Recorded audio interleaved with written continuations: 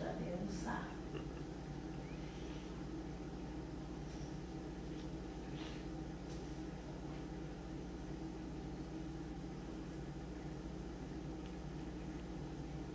Oi, boa tarde, Josi. A Josi lá de Guarapava tá sempre. Boa tarde a todos que estão chegando. Nós vamos conversar hoje com meu amigo, meu grande camarada Celso Nisquet, presidente da BMS e coordenador do Fórum, né? Coordenador geral do Fórum do Ensino Superior da Escola Privada Brasileira. Então, é uma parceria muito grande, muito de bom tempo aí que nós temos junto aí, trabalho de defesa da escola particular.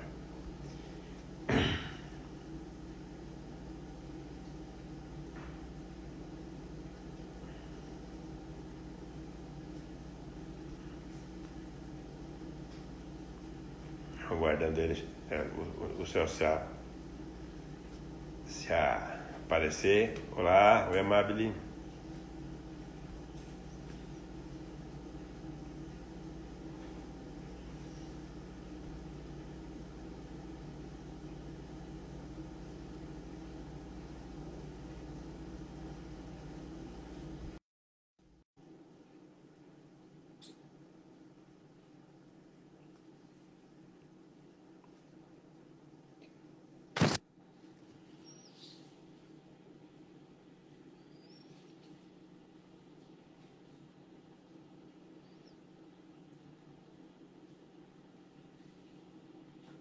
Hoje, boa tarde, estamos aqui, né, fazendo mais uma live, né, todos os dias 17 temos a nossa live da FENEP. Amanhã temos um assunto bacana aqui, vamos falar com o Léo Freiman, é um grande palestrante aí, vamos falar do papel do professor, vai ser bem bacana amanhã. E na sexta-feira temos ainda aqui o nosso grande amigo também, que foi presidente da FENEP, o Antônio Eugênio, e ele vai nos falar um pouco dos financiamentos que tem e da dificuldade que está de a gente conseguir pegar o dinheiro, né? Financiamento para financiar a folha e tal. Então, essa semana fechamos com essas lives aí. Achei meu amigo aqui, vamos ver se ele conecta agora. Boa tarde, Celso. Boa tarde, meu presidente.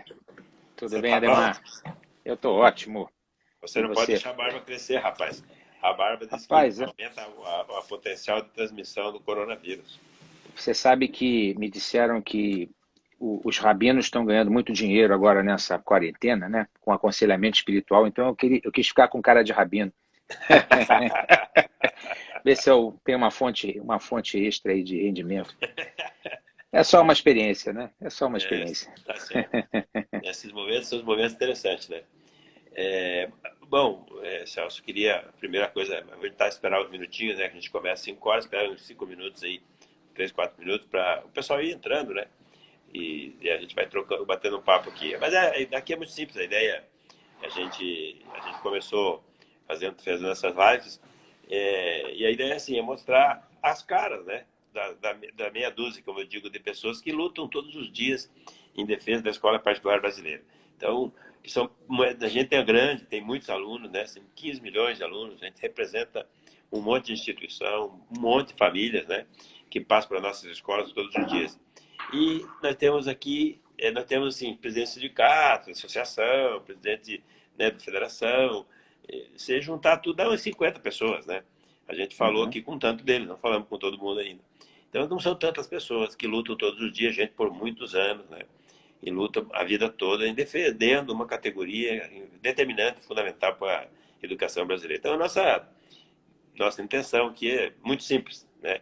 É mostrar um pouco essa cara para o tanto de gente que queira nos ouvir, né? A internet, as redes sociais acabam tendo essas facilidades, né? A gente tem tido até uma boa audiência, sabe? Um monte de pessoas, sim, dependendo da... A gente não tem divulgado, não tem feito aquelas coisas patrocinadas e tal, porque a ideia é fazer mesmo uma conversa pequena, assim. Pequena no sentido de uma conversa para pessoa mais próxima e tal, né? Quando a gente tem assunto mais quente, quando no começo lá a gente tinha lá a questão das normas, das leis, a gente acabava tendo mais pessoas, né? Mas, então, eu queria, antes de... hoje nós vamos falar com o Celso Nunes, que é o presidente da BMS, né? A gente diz presidente do fórum, né? O fórum não é um presidente, é um É o coordenador, secretário executivo. secretário executivo, né? É um órgão colegiado, É um órgão colegiado. E a do qual, FENEP faz inclusive, a parte. FENEP faz parte desde a fundação.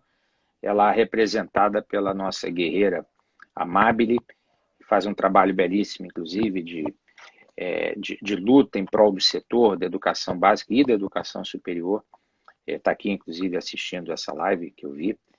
Fica aí, então, já desde logo um agradecimento muito especial à FENEP na pessoa da Amabile, que é a representante da FENEP no fórum. Eu sei que nós, né, eu e você, como presidente, temos interagido com bastante frequência aí na formulação desses embates políticos, mas a gente tem na Amabile essa guerreira que nos encanta e nos surpreende muitas vezes com a capacidade de trabalho que ela tem, né? Eu acho que isso é muito importante. Esse é o momento em que o nosso setor tem que mostrar essa capacidade de luta, sabe, Ademar? Você está sendo brilhante também na liderança desse processo, com os artigos que você tem escrito, com o trabalho que você tem feito. Eu faço esses elogios porque eu sei que o objetivo aqui não é levantar a nossa bola, mas é reconhecer o bom trabalho nesse momento, que eu acho que é um momento de união, porque quanto mais unidos nós estivermos, tanto a educação básica quanto a educação superior, melhores vão ser os resultados, né? E principalmente, você está acompanhando isso como ninguém, por conta dessa onda demagógica de querer legislar a questão do preço das mensalidades. Nós nos livramos desse fantasma quase 20 anos atrás, conseguimos, desde então, estabelecer a livre iniciativa, ou seja, a capacidade que as instituições têm de definir seus próprios custos, seus próprios preços, e isso, nesse momento de crise, assiste a um retrocesso, na medida em que, de forma demagógica, eu posso dizer isso, porque não é outro motivo, algumas lideranças legislativas querem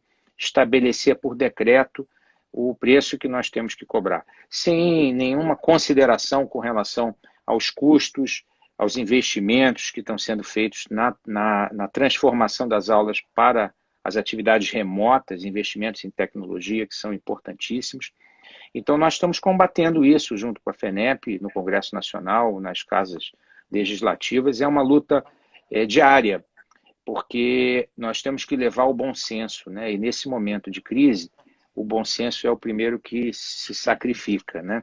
Até entendemos, viu, Ademar, a preocupação da classe média com relação às suas despesas. Há, de fato, uma parte que não é majoritária, mas de estudantes que estão com risco de perda de emprego ou renda dos seus pais. Então, nós temos que atender a esses casos de forma individual. Temos feito isso, né? Você conhece a pesquisa que nós da BMS divulgamos a semana passada, mostrando que uma parte dos alunos que está tendo mais impacto já começou a ser atendida pelas próprias instituições de ensino com políticas individuais, que são até mais valorizadas pelo aluno do que os descontos coletivos, que não funcionam. Não funcionam por uma razão simples, porque muitas vezes 30% não é suficiente para quem precisa de um pouco mais. E há também pessoas que, por exemplo, os pais são funcionários públicos e que estudam em escola particular, mas não tiveram nenhuma perda de renda.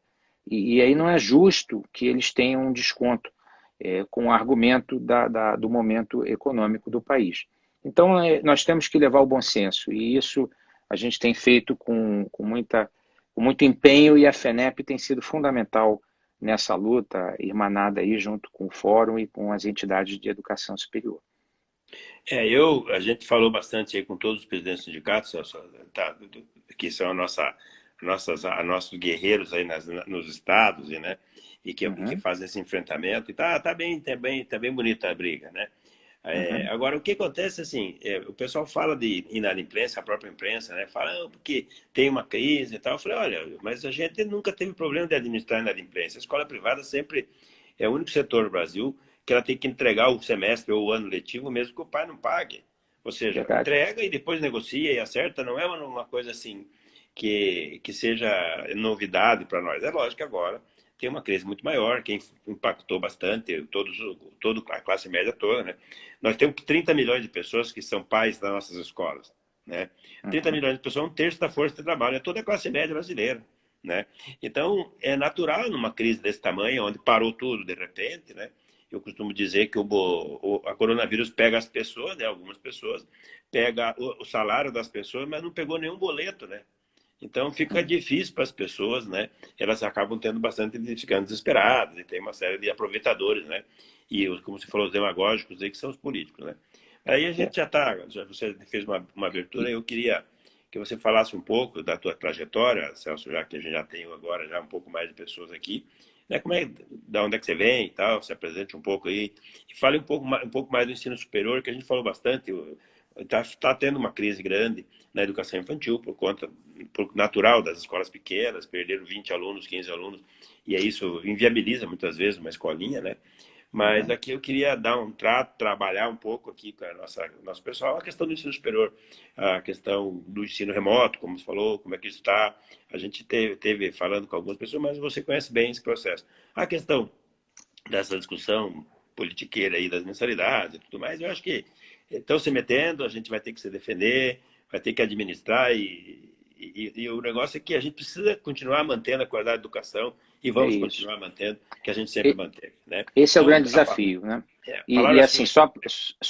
obrigado, mas só para dar um fecho nesse assunto da minha parte, quer dizer, você acha que colocou muito bem, nós estamos tendo também a felicidade de contar com o apoio de muitos deputados que entendem a situação das nossas escolas e universidades, alguns deles, inclusive, são mantenedores. Então, eles fazem um contraponto importante, tá? Em vários estados, inclusive, esses projetos já foram ou modificados ou arquivados, em função exatamente de uma parte também importante da classe política que entende o seu papel e entende o papel da educação particular. Então, é importante destacar que a gente também descobre muitos aliados e muitas pessoas importantes que reafirmam o valor da educação e a gente tem que elogiar essas iniciativas. Mas, assim, pegando pelo que você me desafiou, eu venho de uma família de educadores. Na verdade, a minha avó, mãe da minha mãe, foi professora do Instituto de Educação do Rio de Janeiro. Aliás, foi professora do meu pai quando criança, na Tijuca. E meu pai também fez carreira na área de educação, e vocês provavelmente conhecem, foi conselheiro nacional de educação, secretário de educação durante alguns mandatos, né? É uma pessoa que me passou desde pequeno o amor pela educação, a sensação de missão. Quer dizer, nós que nascemos e crescemos dentro de uma tradição judaica, nós somos educados com uma sensação, um dever muito grande. Quer dizer, nós entendemos que a nossa presença no mundo é para tornar o mundo melhor. Existe até uma expressão em hebraico que se chama Tikkun Olam, que é o conserto do mundo. Quer dizer, nós temos que preparar o mundo para a era futura, para a era messiânica, isso no caso da tradição judaica. Então a gente nasce sempre com a ideia do que eu posso fazer para melhorar o mundo. Isso foi muito forte na minha educação judaica, muito forte na casa dos meus pais, dos meus avós, e eu acabei levando isso à frente. Eu primeiro fui seguir a carreira de pesquisador, acabei iniciando meu doutorado na Inglaterra, na área de inteligência artificial, estava começando naquela época, isso tem mais de 30 anos. Concluí depois o doutorado na COP, aqui no Rio. Mas quando eu voltei, eu comecei uma instituição de ensino. Eu fundei a então Faculdade Carioca de Informática, muito estimulado pelo meu pai. E ali a gente começou a oferecer uma alternativa de formação profissional com base na tecnologia e tentando trabalhar exatamente a classe média emergente, aqueles jovens que precisavam de uma formação de qualidade, acessível e com uma visão de futuro. A Faculdade Carioca de Informática, em 10 anos, se tornou o Centro Universitário Unicarioca, ganhou autonomia, e já são 30 anos, Ademar, de uma atuação como empreendedor educacional, mas de uma atuação muito gratificante. Eu acho que todos aqui que nos assistem, que são também donos de escola, professores, sabem que a educação ela é cativante, né? Nós não escolhemos essa atividade pela capacidade de lucro ou de altos salários. A gente escolhe também porque a gente está cumprindo uma missão uma missão humana importantíssima, que é educar as novas gerações. Então, isso que me trouxe a essa seara educacional.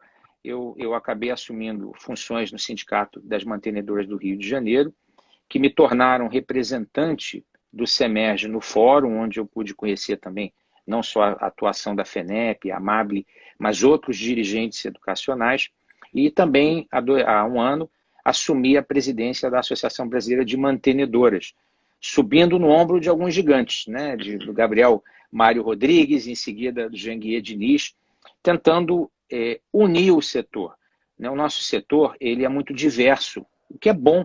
Nós temos comunitárias, filantrópicas, empresariais, nós temos pequenas, médias e grandes, nós temos faculdades, centros e universidades. É um setor diverso, essa é a riqueza do modelo educacional do Brasil. Mas isso pode acabar servindo como pretexto para nos separar.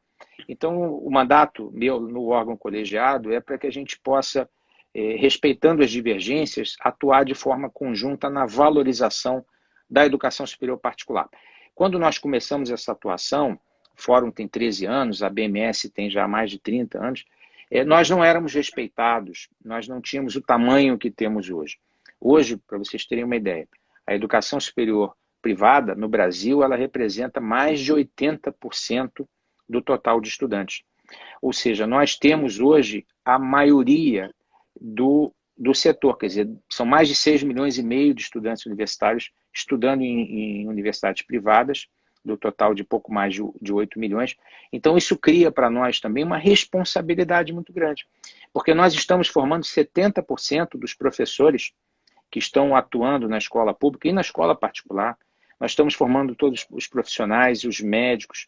Essa importância do setor, ela é indiscutível. O que nós temos que pensar é como trabalhar isso para frente. E a nossa bandeira, principalmente nesse governo, tem sido caminhar para uma autorregulação.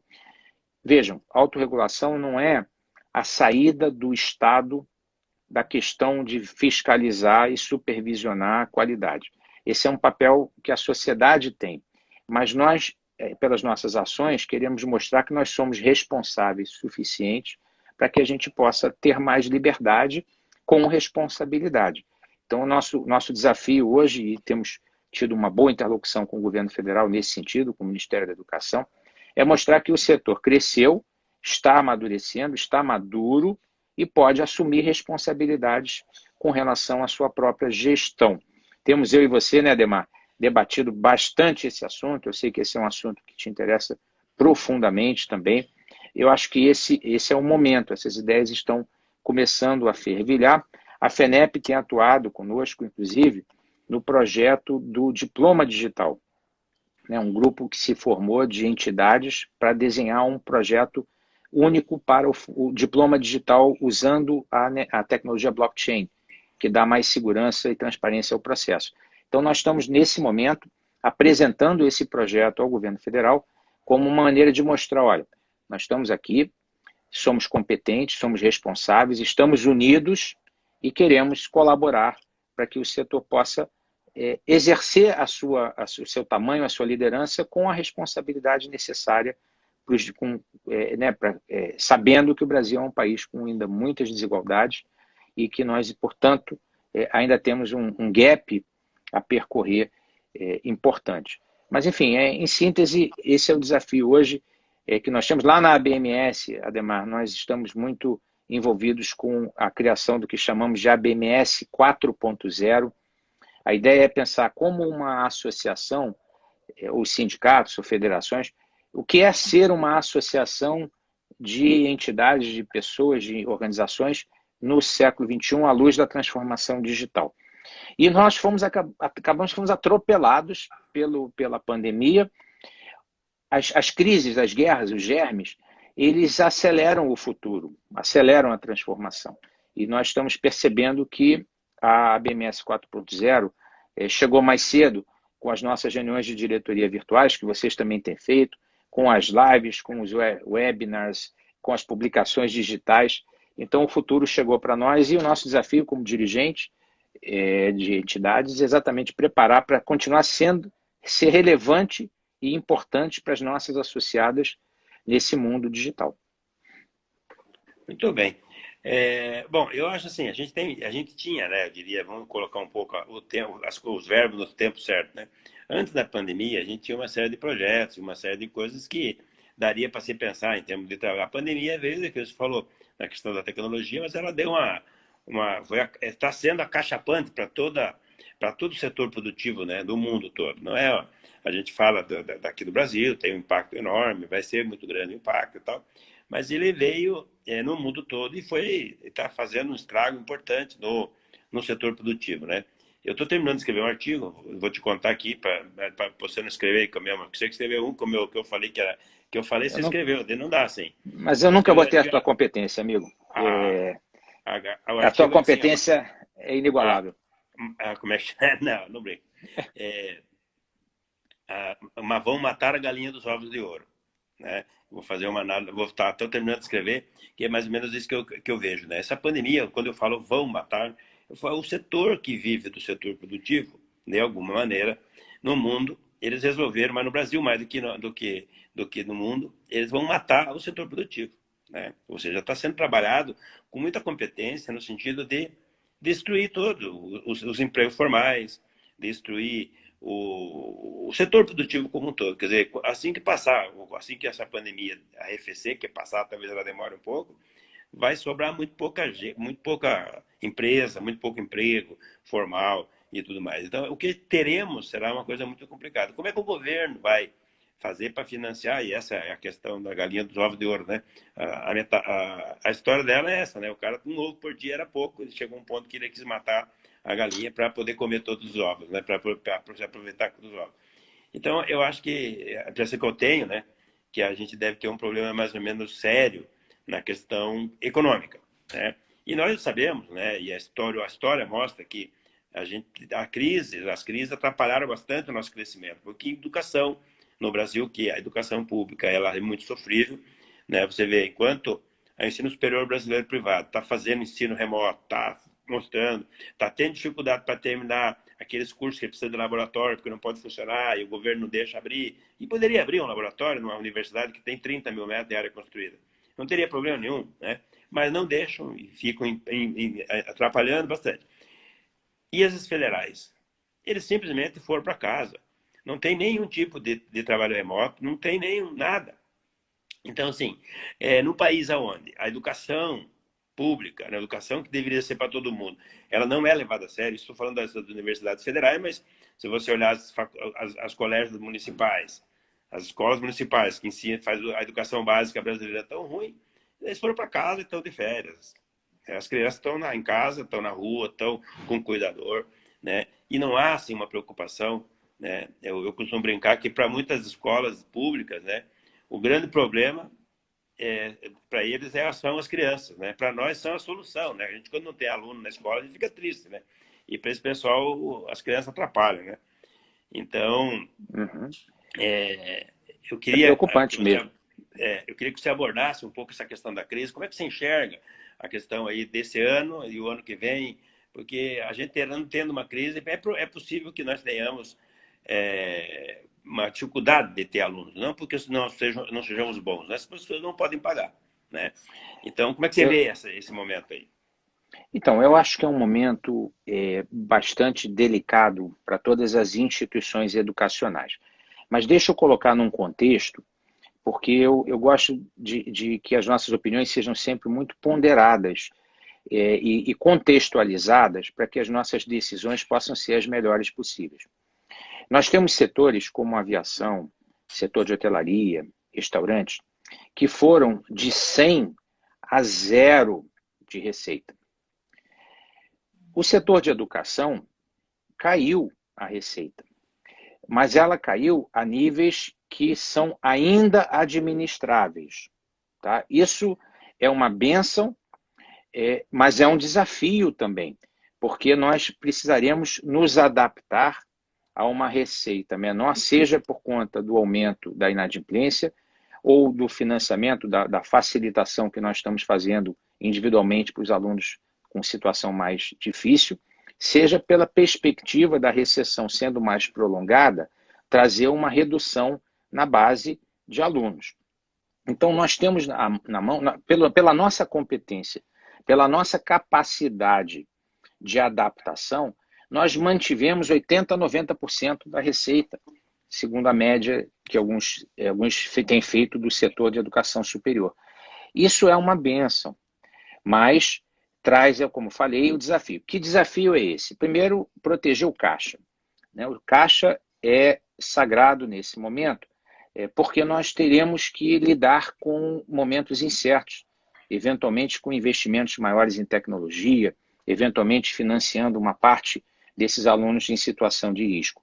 Quando nós vamos ao banco para normalmente buscar esse recurso, a gente não consegue as linhas de crédito, porque elas são muito bonitas nos jornais, quer dizer, a gente vê aqueles números maravilhosos que agora o BNDES vai liberar tanto, o banco tal, e não chega, porque o banco com o qual nós trabalhamos, ele tem os mesmos procedimentos, as mesmas burocracias, então nós não podemos contar com esse apoio. Quer dizer, o primeiro ponto é esse. Por outro lado, tem coisas interessantes que eu queria chamar a atenção que estão surgindo. Há, tramitando no Congresso Nacional, no Senado, um projeto dos certificados de recebíveis educacionais. Projeto esse que contou com o endosso da FENEP, das entidades do Fórum. A Amabile, por exemplo, tem acompanhado isso bem de perto, nos debates diários. Significa dar liquidez aos recebíveis das instituições educacionais. Onde é que isso entra? É porque está surgindo um novo mercado de recebíveis educacionais à margem dos bancos tradicionais, que vai permitir acesso a recursos financeiros muito mais baratos e muito mais ágeis do que os bancos tradicionais. Então, essa iniciativa, se for para frente, nós esperamos que vá, ela vai dar mais liquidez para o nosso setor, permitindo que a gente tenha mais liberdade com relação ao nosso caixa. Então, há iniciativas que são importantes. Tem um outro ponto que está se discutindo também, e eu posso adiantar a vocês, é um ProUni para a educação básica. Isso é um dos assuntos que está na pauta do novo governo, nós temos acompanhado. A extensão do financiamento estudantil para a educação básica é um outro assunto que também sempre vem à tona. Então, o setor tem se movimentado para que a gente possa ter tanto soluções próprias de financiamento com recebíveis educacionais, quanto soluções com apoio governamental. Então, assim, nós vemos positivamente, eu sou otimista, eu acho que nós vamos conseguir nos reinventar, reduzir os nossos custos, nos adaptar a essa nova realidade. Eu quero dizer, Ademar, que nós da educação superior, nós acreditamos que o futuro é híbrido. O futuro vai combinar essas atividades remotas com as atividades presenciais. Nós perguntamos aos alunos, se estão gostando dessa iniciativa. 78% das faculdades já migraram para as aulas remotas. Quando perguntados, 89% desses estudantes estão usando as aulas remotas ao vivo, via live, via Zoom, e a grande maioria, mais de 2/3, estão gostando muito. Mas quando perguntamos se eles preferem, então, ficar desse jeito, não, eu quero a aula presencial. Então, a aula presencial não vai acabar, mas, obviamente, vai surgir uma combinação mista, que a gente chama de híbrida, da atividade em sala de aula com a atividade remota. Eu acho que essa é a novidade. Então, nós vamos nos reinventar, vamos trabalhar para reduzir os nossos custos, vamos buscar fontes alternativas de financiamento para as nossas atividades. Agora, ponto central, que é o que eu estou observando, o professor. Os professores estão com o futuro das instituições na mão. Eles estão segurando a onda. Eles estão se transformando, se adaptando. Eu entrei em várias turmas remotas, em várias turmas dos alunos, fui lá de enxerido, conversei com os alunos, conversei com os professores. É fácil, né? Eu visitei a minha instituição sem sair de casa. Eu entrei em várias lives simultâneas, conversei com os alunos. E em todas as turmas a gente via o professor sendo elogiado, o professor adaptando, improvisando muitas vezes, porque foi tudo feito de forma muito rápida. Então, o professor é o grande herói dessa transformação. Nós temos que contar com ele com um endosso dele, inclusive daqueles que eram mais resistentes, que agora perderam a resistência, porque eles é que são a chave, passaporte para um futuro híbrido.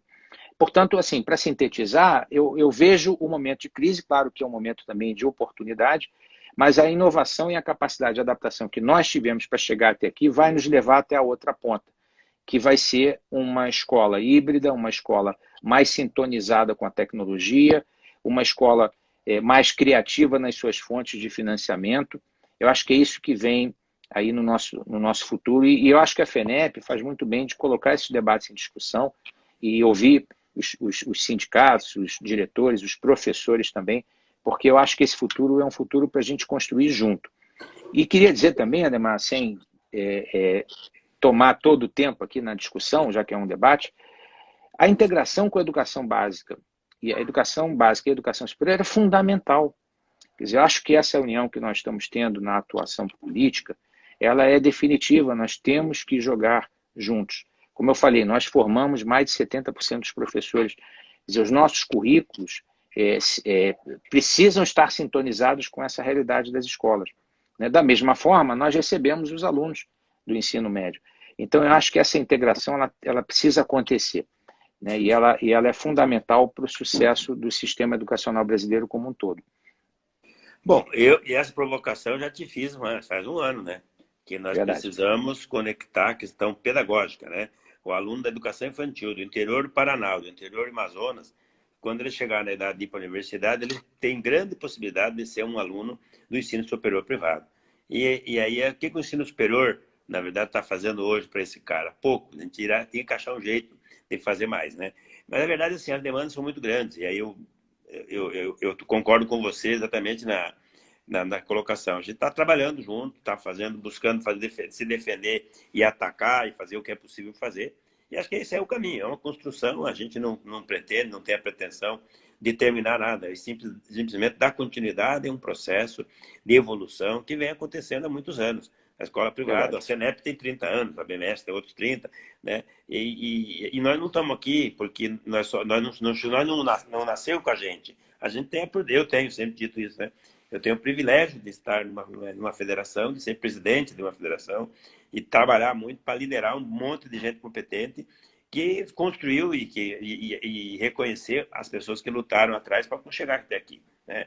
E assim como a escola, como as escolas, como são o sistema educacional, né? A gente não pode ter a pretensão de que é o salvador da pátria. A gente tem que trabalhar para honrar as pessoas que nos antecederam, né?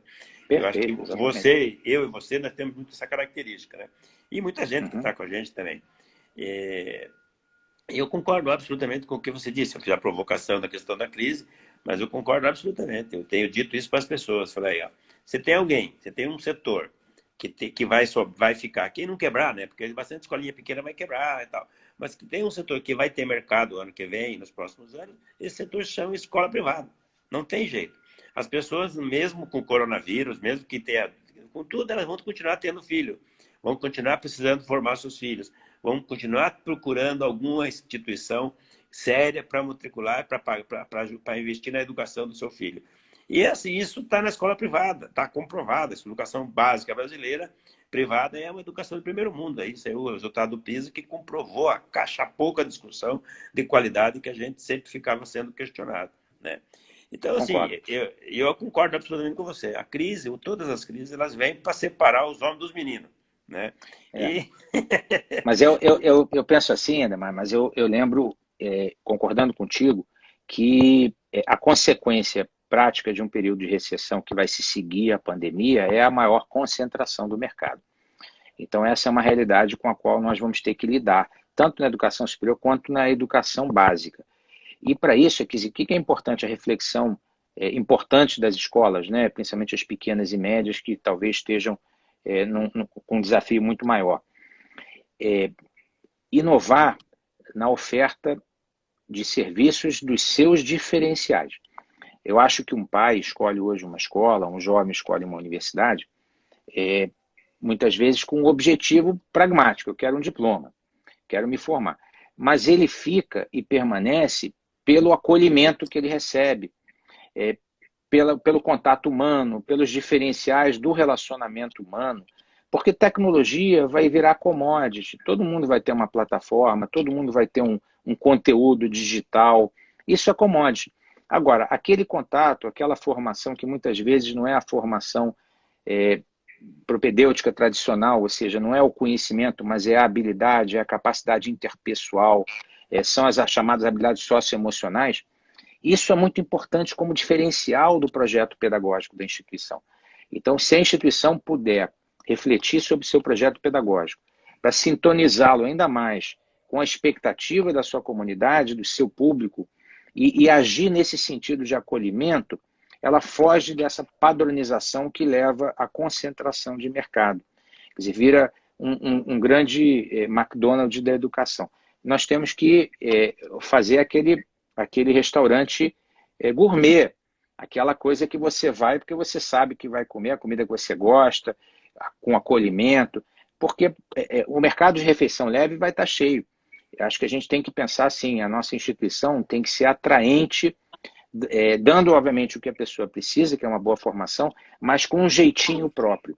A criação do jeitinho próprio é a melhor resposta contra uma potencial concentração de mercado que tende a acontecer na medida em que as instituições menores fiquem mais fragilizadas financeiramente. Tá? Então, essa é uma reflexão que nós já podemos ter, porque sabemos que a recuperação ela vai ser lenta, possivelmente em etapas, até que a cura definitiva da Covid-19 seja encontrada.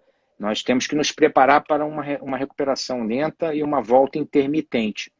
E aí, nesse sentido, mais uma vez, o foco é no acolhimento e na capacidade que os professores têm de manter o engajamento dos seus alunos nesse momento de crise. Acho que esse é o ponto central em que todos nós devemos estar focados nesse momento. Eu participei esses dias convidado de um sistema para falar de plataforma e falar dessas questões, né? E eu falei bastante sobre isso, né? O que faz a diferença na educação não é... Então, tudo são importantes na educação, como você está falando do professor protagonista. Eu concordo absolutamente com você. Qualquer recurso, qualquer tecnologia, ela tem que ser ela é importante, pode ser usada. Agora, o protagonista é o professor. Não adianta. Ser um bom professor ensina uma criança a ler, ensina as coisas embaixo de uma árvore, não precisa nem de sala de aula, não precisa nem de quadro negro, não precisa nada, nem muito menos computador. Então, de fato, definitivamente, claro, o acesso à informação democratizou um monte de coisa, mas formação é um pouco mais do que isso. É saber procurar, é saber onde é que está. Então, e aí você tem toda a razão. Quando você fala dessa questão do gourmet, nessa questão da escala, né? Na educação básica, como aconteceu no ensino superior, tem bastante, já tem os grandes grupos, e os grandes grupos também estão fazendo aí aquisições no ensino básico. Mas assim, na educação infantil, para você fazer escala, ele é um pouco mais complexo. Mesmo no ensino superior, porque você sabe disso, né? As instituições que têm esse prato gourmet, né? Esse trabalho personalizado, elas não perdem alunos. Essas instituições que têm qualidade, elas crescem de forma sistemática e crescem de forma sustentável.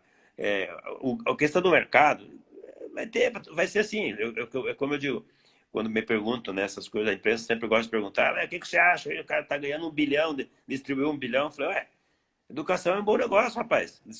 Qual é o problema que ele distribuiu 1 bilhão, que ele ganhou 1 bilhão? Se você não acha feio a Secretaria Estadual de São Paulo custar 14 bilhões por ano, Secretaria Municipal da cidade de São Paulo, e não ensinar nada às crianças? Botar 14 bilhões fora, você não acha ruim. Agora, o cara ganhar 1 bilhão, você acha ruim. Falei, se pegasse a secretaria lá e desse para alguém aí, ele ia ganhar 1 bilhão e faria educação melhor. Qual que é o problema disso, né? Então, as pessoas têm um pouco essa confusão, né?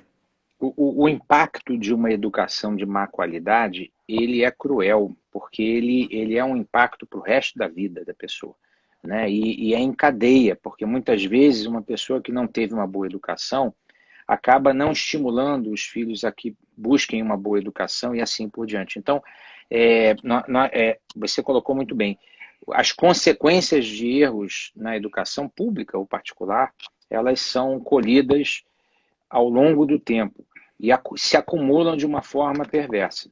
Então, a preocupação social é muito grande, né? Não, muito além da questão de ser um negócio rentável, Ganhar dinheiro ou não, né? e mesmo uma instituição filantrópica tem que gerar um superávit para poder reinvestir nas suas próprias atividades. Então, o resultado de uma instituição, mesmo uma filantrópica, é mais do que bem-vindo, porque é uma prova de saúde, né, de uma organização saudável. Mas a questão, muito além disso, é que o impacto da qualidade ruim é um impacto perverso para a sociedade como um todo, né, e que reflete em questões, por exemplo, como nós estamos enfrentando com a Covid. Vocês vejam, nada me tira da cabeça que a forma, na minha opinião, confusa e pouco consciente que camadas da nossa população enfrentam a pandemia é uma consequência, muitas vezes, da falta de uma boa educação, da falta de uma conscientização, da falta de uma formação que dê discernimento, capacidade crítica de refletir sobre o momento, né? Quando a gente assiste gente buzinando na frente de hospital, a gente fica pensando o seguinte: alguma coisa deu errado na educação. Porque a questão são qualidades humanas, né? A solidariedade, que acho que é a base de uma educação de qualidade, lá na base está a compaixão e a solidariedade, e eu não estou falando aqui de partido político, nem de esquerda nem de direita, estou falando de uma qualidade humana universal, que é a solidariedade. Se as pessoas agem sem solidariedade, algo falhou, né? Não é possível que a gente não tenha que fazer uma autocrítica sobre o que falhou quando eventos como esse acontecem nos tempos atuais, porque havia a briga contra a vacina da febre amarela, quer dizer, a gente sabe que isso desde Oswaldo Cruz, existem aqueles que se colocavam contra as campanhas e tudo, mas a gente podia atribuir àquela época a ignorância, né? A falta de conhecimento científico. Mas hoje em dia, o que podemos dizer, de repente, né, de pessoas que ignoram a realidade da própria ciência universal a respeito desses fatos? Então, eu faço aqui uma digressão, né, eu diria um lamento, para que nós como educadores, possamos fazer uma reflexão também sobre o que pode melhorar na educação como um todo. Principalmente né, a questão das habilidades socioemocionais. Eu acho que nós temos que saber conviver. E aí vem um ponto que eu acho que a escola é insubstituível no modelo presencial, que é a convivência. A convivência, ela tem um elemento muito, muito constitutivo na formação das crianças, né? Nosso cérebro cresceu, né, a partir da evolução para nos dar melhores condições de comunicação. Nós somos uma espécie social. E a escola faz a socialização, né, que não pode ser substituída, penso eu, por uma atividade remota, né? Há movimentos, inclusive, que defendem a homeschooling, mas eu fico refletindo com relação a se algo não se perde quando os nossos jovens não participam de uma socialização no ambiente escolar. Então, essa é uma das reflexões. É capaz da gente também descobrir, Ademar, no final das contas, que o futuro é híbrido, mas a escola também continua sendo indispensável, né? No aspecto de socialização, no aspecto de acolhimento, no aspecto de respeito às diferenças, no aspecto de habilidades socioemocionais, que não sei se nós conseguimos transmitir via Zoom. Então, eu acho que a gente também percebe o que é indispensável no modelo tradicional da escola. E aí, quando a gente for construir um modelo híbrido, a gente vai construir com o melhor dos dois mundos. Aquilo que a escola tradicional tem de indispensável e aquilo que a tecnologia traz de inovação e de avanço. Eu discuti, né? A gente está apoiando o Paulo Tomazinho, o Moonshot Education, né? Que estão fazendo um treinamento para 12 mil professores gratuito no ensino remoto. Professor de educação básica do Brasil inteiro. Então tem bastante. Já fizeram inscrição numa semana, 12 mil. A FENEP está apoiando o movimento e tal. Muito bom. Está muito legal. E nós tivemos uma conversa com o Paulo, né? Semana passada, sobre essa questão do ensino remoto e essa escola híbrida, né? Que você fala aqui, né? E aí, assim, a gente ficou fazendo aquela reflexão de educador, né? Ficou pensando como é que você pode fazer. Que hoje o relacionamento humano e essas habilidades de relacionamento que a gente se aprende se relacionando, a gente faz isso de forma natural, né? Você põe a gurizada na escola, ensina para eles as coisas cognitivas e na convivência você vai estabelecer as regras e tem as regras da escola e vai e eles vão se adequando ali naquele relacionamento, né? Uma das coisas que terá que ser pensado para você pensar nisso, né, é que terá que ser de forma deliberada, né? Você tem que estar no projeto, fazer atitudes e ações para como tem os games aí, né? Por exemplo, a Fortitude University lá, né? Isso. E é uma Uhum. universidade que não é, que ela não tem professor, tem um jogo lá que o cara faz relacionamento, faz uma série de coisas lá. Eu visitei a sede deles lá no Vale do Silício. Muito É, interessante o projeto. é muito interessante o projeto, né? Então, talvez a gente vai ter que aprender, como você falou, se reinventar, né? Na educação básica, no ensino médio, no ensino superior, né? Se reinventar para a gente, esse novo tempo que vem por aí. Mas, E Celso, aí eu queria só, desculpe, você falou aí da questão desse momento e da responsabilidade da educação superior. Queria dar 3 exemplos aí, como você deu aí do trabalho da FENEP com os professores. No caso da educação superior, a Estácio se uniu até ao Grupo Eleva, que é de educação básica, e está oferecendo conteúdo para escolas públicas. O Grupo Ânima também começou a oferecer seus conteúdos para escolas públicas e, em uma escala mais regional, a própria Unicarioca, que é a instituição que eu dirijo, oferece aos sábados aulas de reforço em português e matemática para alunos de escola pública com os professores da Unicarioca via Zoom. Então, eu acho assim, nós também temos aí uma oportunidade de ajudar, de fazer essa integração, principalmente com a educação pública brasileira, que eu acho que é a mais carente, né? E a gente tem, então, essa responsabilidade. Eu fico feliz de ver algumas iniciativas pipocando aí de apoio a professores e estudantes nesse momento de crise. então, mas é isso mesmo. Na verdade, tá todo mundo aí por uma razão de negócio ou por uma razão de social, de fazer realmente alguma coisa de diferente, como você diz, como missão, as pessoas Uhum, vão se movimentando. Essa é a dinâmica, é a beleza da vida, né? Essa é a beleza da vida. uhum. Celso, nós já estamos quase 1 hora aqui, 45 minutos. Oh, E oh, passou esses rápido. lives, a papo bom é sempre assim, passa rápido, né? Passou Então, eu rápido. queria deixar para você aí falar o que você quiser aí, uma mensagem que você queira dar. Você sempre tem umas mensagens de otimismo aí para deixar para as pessoas, né? Você é um cara, Uhum. como você diz, otimista. Então, queria que você aproveitar seu tempo aí para deixar aí uma mensagem aí para os próximos, da sua vivência, da sua experiência desse momento aí. Eu posso dizer, Ademar, que eu nunca vivi isso, tá? Eu acho que eu nunca vivi a minha geração. Conversei com meu pai, a geração também, dele também não. Nós nunca vivemos esse desafio, né? Eu não gosto de chamar de guerra, porque guerra parece que nós estamos brigando com um inimigo que é o nosso vizinho, que pegou Covid. Eu acho que a metáfora que eu gosto de usar é de um tsunami. Nós estamos vivendo uma situação em que um tsunami atravessa o nosso caminho. Então, a primeira orientação é corre e se protege. Quer dizer, vamos preservar a vida das pessoas, né, em primeiro lugar. Depois a gente reconstrói. Eu acho que a gente primeiro tem que garantir que nossos alunos e professores e colaboradores estejam seguros e salvos no pior momento da pandemia, que é o que nós estamos vivendo. No segundo momento, nós temos que reconstruir. Nós temos que retomar as nossas atividades de onde nós estivemos, levando sempre algum aprendizado dessa experiência. Porque, como disse o Nietzsche, o que não nos mata nos fortalece. Então, nós vamos pegar tudo que, vamos dizer assim, o que sobrou nesse momento de crise, e acho que será muito em termos materiais, mas muito mais ainda em termos espirituais, que é a nossa resiliência, a nossa capacidade de adaptação, a nossa capacidade de enfrentar o desafio com cabeça erguida. Nós temos que pegar esses valores que nos ajudaram nesse momento de sobrevivência e reconstruir o crescimento da educação. Ela não vai ser mais a mesma, ela vai ser híbrida, ela vai combinar a tecnologia de uma forma como ainda nunca tinha acontecido.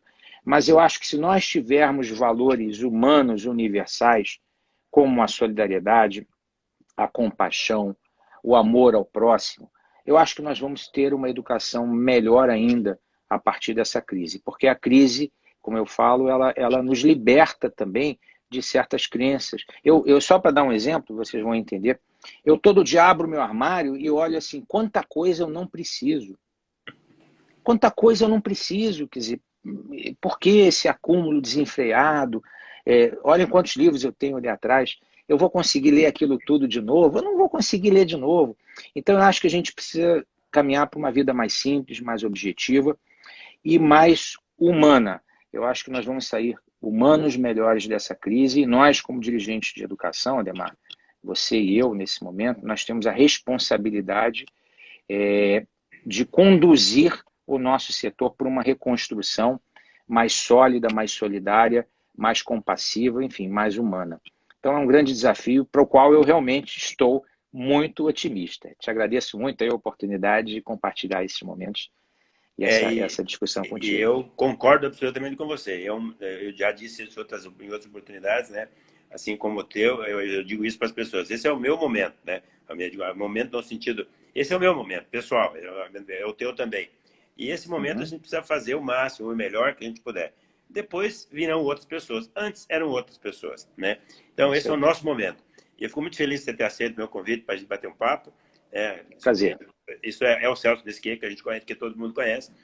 Eu agradeço por você dispor aí o seu tempo. Você sabe que a gente tem bons debates, já tem feito, e a gente vai continuar fazendo bons debates. E naquilo que depender de mim, você sabe que pode contar para que a gente possa ajudar esse monte de dirigentes, esse monte de gente competente que tem no nosso setor, que sabe fazer as coisas. Né? Isso mesmo. Conta comigo também na BMS, no fórum, tá? Na FENEP é parceira. Vamos continuar jogando junto aí, porque não é só uma amizade, né, que surgiu aí nas trincheiras, né, a nossa, mas também é uma aliança muito forte aí de pessoas de bem que querem o bem da educação. Conta comigo também. Também, estamos juntos.